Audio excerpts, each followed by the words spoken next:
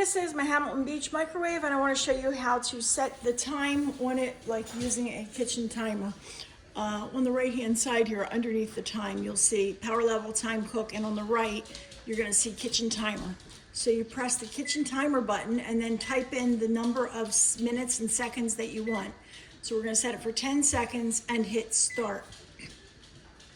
It'll count down from 10. It's going to switch back to the clock like this. If you want to see how much time is remaining, press kitchen timer again, and then it will time down.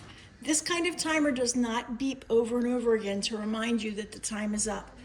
Let's say that we want to set the kitchen timer for 10 minutes. Hit kitchen timer button, type 1000, press the start key button, and it'll count down from 10 minutes.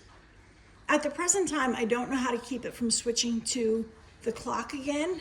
And when I figure that out, I will create a new video for you and update this one. So that's how you set it. If you need to cancel it, you can go to stop, clear, and it will get rid of it, okay? Kitchen timer, 1 second, start, and there you have it.